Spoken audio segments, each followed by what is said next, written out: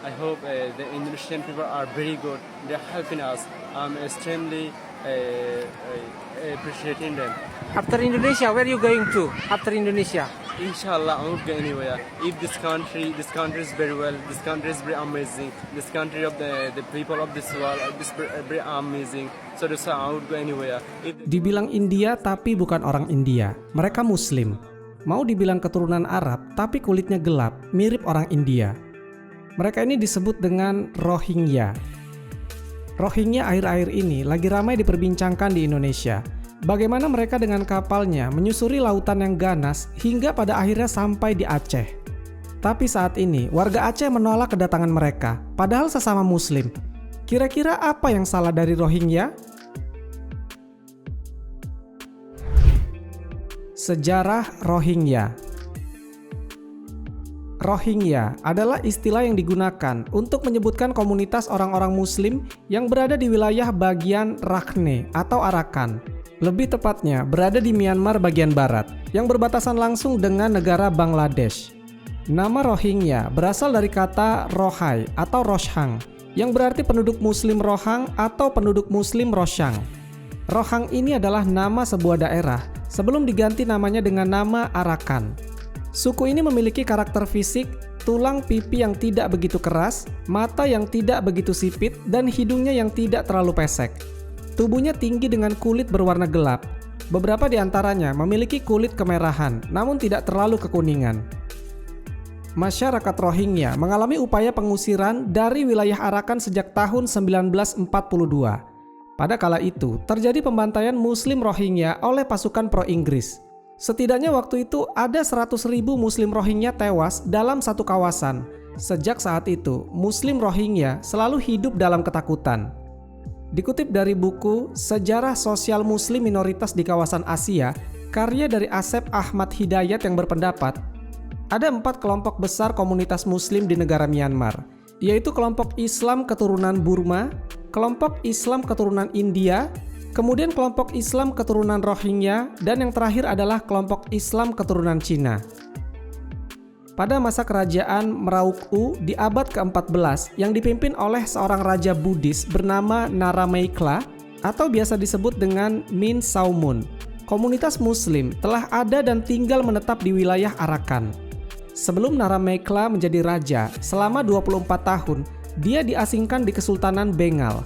Tetapi atas bantuan Sultan Bengal yang bernama Nasiruddin, Narameikla pun mendapat takhta kerajaan di Arakan. Nah, Kesultanan Bengal ini adalah sebuah kerajaan Islam pada abad pertengahan dan mulai didirikan di Bengal pada tahun 1342. Daerah kekuasaan Kesultanan Bengal ini meliputi wilayah Bangladesh, India bagian timur, dan bagian barat Myanmar. Setelah Narameikla menjadi raja di Arakan, dia pun yang tadinya seorang Buddha akhirnya memeluk agama Islam. Setelah mengucapkan syahadat, namanya diganti menjadi Sulaiman Shah. Kemudian dia membawa orang-orang Bengal untuk membantu administrasi di pemerintahannya, hingga terbentuk komunitas Muslim pertama di Arakan pada saat itu. Lalu di tahun 1420, Arakan memproklamirkan diri sebagai kerajaan Islam yang merdeka di bawah kepemimpinan Raja Sulaiman Shah. Namun kekuasaan Arakan yang Islam hanya bertahan selama 350 tahun. Karena di abad ke-17, Arakan berhasil ditaklukkan oleh seorang raja Myanmar beragama Buddha yang bernama Bodau Paya. Tahun 1784, Bodau Paya menginvasi Arakan dan sebagian besar rakyat Arakan ditangkap dan dijadikan budak.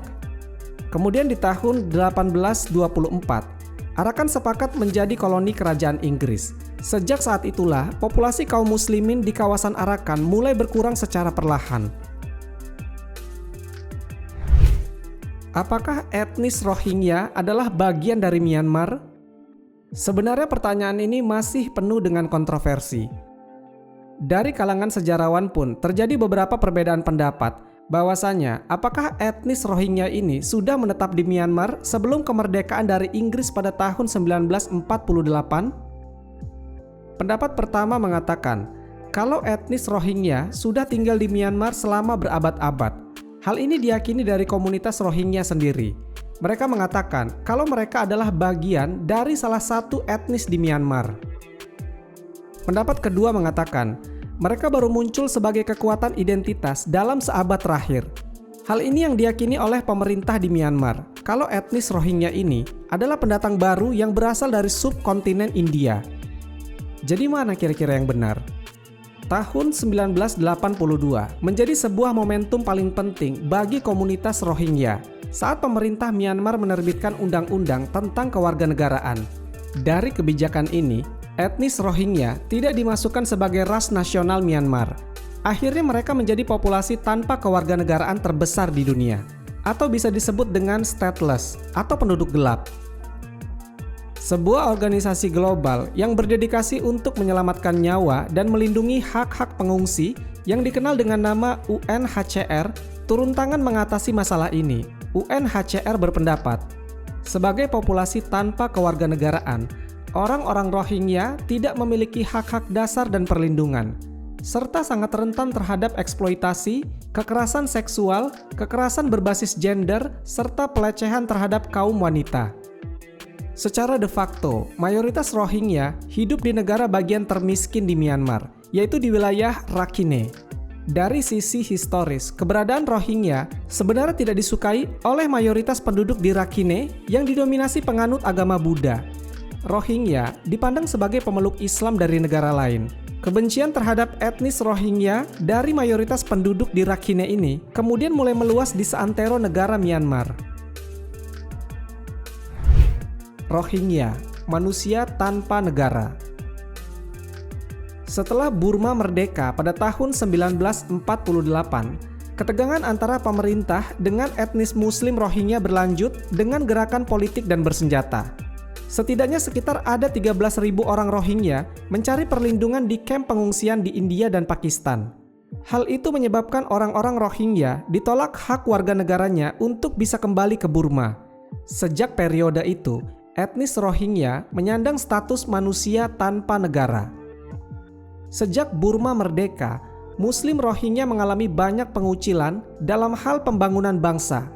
Pada tahun 1962, Jenderal New Win mensistemasikan penindasan terhadap Rohingya dengan membubarkan organisasi politik dan sosial mereka. Kemudian, pasukan pemerintah Burma mengusir ribuan Muslim Rohingya secara brutal. Mereka membakar pemukiman, melakukan pembunuhan, hingga melakukan pemerkosaan. Hingga pada tahun 1978, tercatat lebih dari 200.000 Muslim Rohingya melarikan diri ke Bangladesh. Hingga saat ini, upaya pengusiran yang dilakukan pemerintah Burma terus dilakukan. Hingga ribuan Muslim Rohingya memilih untuk mengungsi ke sejumlah negara. Sayangnya, tidak semua negara mau menerima mereka. Sejak mereka tidak punya kewarganegaraan, tapi masih tetap tinggal di Myanmar, UNHCR menyebut hidup dan kehidupan mereka selama puluhan tahun mengalami kekerasan, diskriminasi, dan persekusi di Myanmar. Orang Rohingya perlahan-lahan mulai meninggalkan Myanmar sejak tahun 1990-an. Tapi puncaknya terjadi pada tahun 2017, saat gelombang kekerasan besar-besaran di negara bagian Rakhine memaksa lebih dari 742.000 orang yang setengahnya adalah anak-anak untuk pergi meninggalkan negara Myanmar. Kemudian mereka pun pergi mencari perlindungan di Bangladesh. Peristiwa ini menjadi eksodus terbesar dalam sejarah panjang Rohingya. Seluruh desa dibakar, ribuan keluarga dibunuh, dan pelanggaran hak asasi manusia membanjiri laporan-laporan lembaga kemanusiaan. Seorang pengungsi Rohingya di kamp pengungsian Cox's Bazar, Bangladesh mengatakan, "Lebih baik mereka membunuh kami daripada mendeportasi kami kembali ke Myanmar." Perkataan ini menyatakan bahwa begitu mengerikannya tentang apa yang terjadi di Myanmar, sehingga mereka lebih memilih mati daripada harus dipulangkan. Negara mana saja yang menjadi tujuan Rohingya? Dari laporan UNHCR per 31 Oktober 2023 menunjukkan ada sekitar 1,2 juta pengungsi Rohingya yang mencari perlindungan dan mereka tersebar ke sejumlah negara di dunia. Negara Bangladesh menjadi negara yang paling banyak menampung mereka, yaitu ada sekitar 967.842 orang pengungsi. Kemudian Malaysia sekitar 157.731 orang. Thailand 91.339 orang, India 78.731 orang, dan yang terakhir Indonesia hanya 882 orang. Meskipun sebenarnya jumlah yang masuk ke Aceh sedikit, tapi dalam satu pekan terakhir gelombang pengungsi Rohingya mengalami peningkatan lebih dari 100% dengan jumlah sekitar 1.000 orang pengungsi. Direktur Arakan Project, Lembaga Advokasi HAM Rohingya, Chris Lewa mengatakan, Indonesia bukanlah negara tujuan bagi pengungsi Rohingya dalam mencari perlindungan. Namun Indonesia menjadi tempat transit karena tidak bisa mendarat di Malaysia atau tidak bisa sampai ke Malaysia. Secara umum, komunitas Rohingya di Malaysia juga lebih banyak, dan mereka bisa bekerja di sana walaupun secara gelap atau tidak resmi. Rata-rata mereka bekerja di sektor industri seperti konstruksi. Para pengungsi itu memperoleh penghasilan sekitar 3,3 juta rupiah per bulannya. Gaji sebesar itu sebenarnya tidak cukup untuk bertahan hidup di Malaysia. Etnis Rohingya kemudian meminta pemerintah Malaysia untuk dapat melakukan sesuatu yang lebih baik lagi bagi warga Rohingya yang ingin bekerja. Mengapa gelombang pengungsi Rohingya makin banyak ke Indonesia? Lebih dari 1.000 pengungsi Rohingya tiba di Indonesia dengan menaiki perahu. Mereka melarikan diri dari kamp-kamp pengungsian di Bangladesh. Katanya, di kamp itu telah penuh sesak pengungsi dan kondisinya semakin memburuk.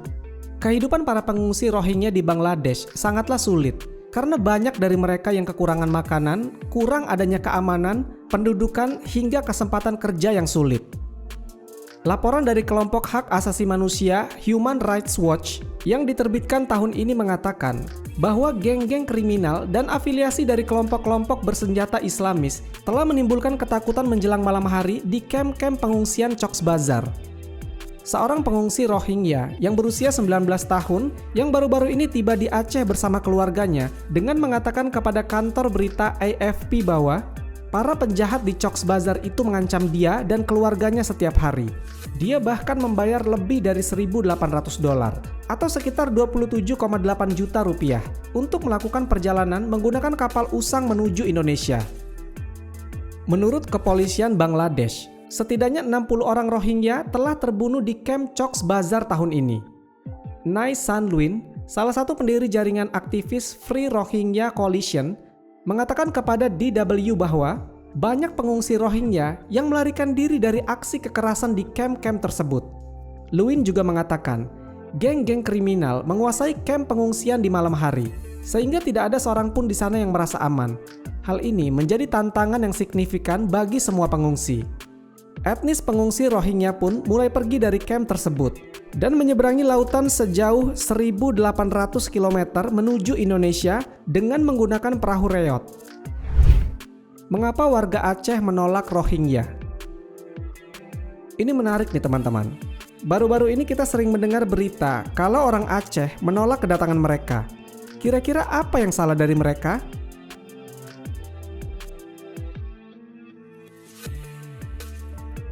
Jawabannya sebenarnya simpel. Mereka melanggar norma-norma syariat Islam yang ada di Aceh. Kemudian mereka juga dikatakan memiliki perangai atau kelakuan yang tidak baik.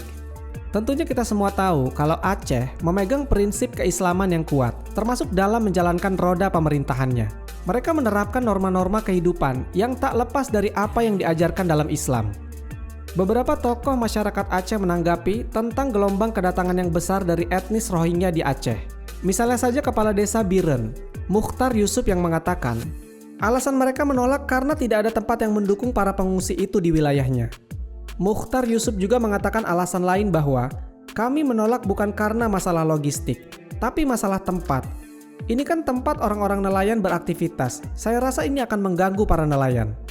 Kemudian Tengku Muslim, seorang warganya juga mengatakan, kami atas kemanusiaan, dia orang Islam, sudah kami terima, tapi sekarang sudah cukup kami menerima.